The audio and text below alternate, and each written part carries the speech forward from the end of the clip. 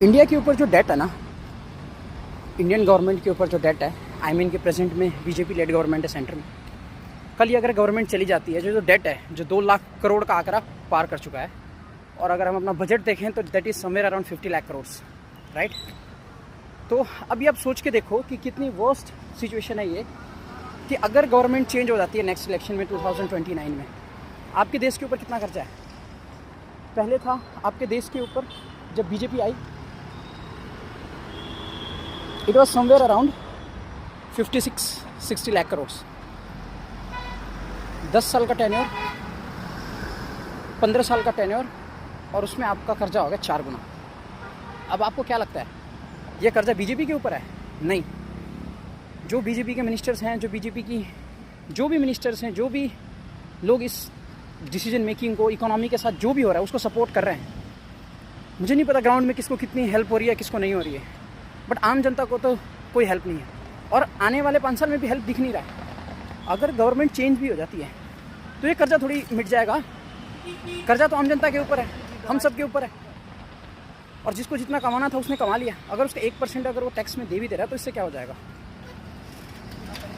जो आम जनता है उसको तो टैक्स पे करना पड़ेगा ना, और कर भी यही रहे।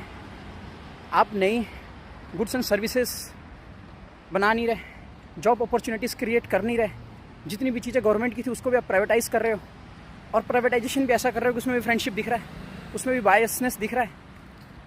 आप इकोनॉमी में कुछ नया ला नहीं रहे हो, और आपका डेट इतनी तेज़ी से बढ़ता जा रहा है। अगर हम वर्ल्ड बैंक की बात करें या IMF की बात करें, इंडिया सबसे ज़्यादा कर्जा लेने वाला नेशन बन गया है। So obviously we are not proud of it, क्योंकि कल ये गवर्नमेंट गिर जाती है, गिरने के बाद भी तो हमारे ऊपर ये कर्जा रह गया। कौन भरेगा 2 लाख करोड़ कर्जा?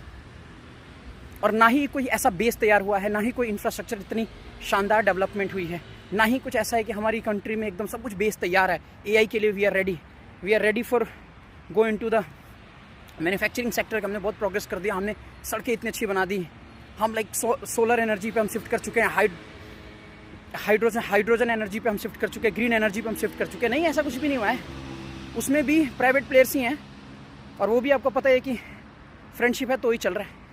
एक आदमी 600 रैंकिंग से 2nd ranking in the wealth पहुंच जाता है, राइट। और हर सबूत आपको सामने दिखता है कि क्या कनेक्शन है क्या नहीं है, बट फिर भी पूरा देश आंख बंद करके चुपचाप ये देख रहा है। We need to think about it.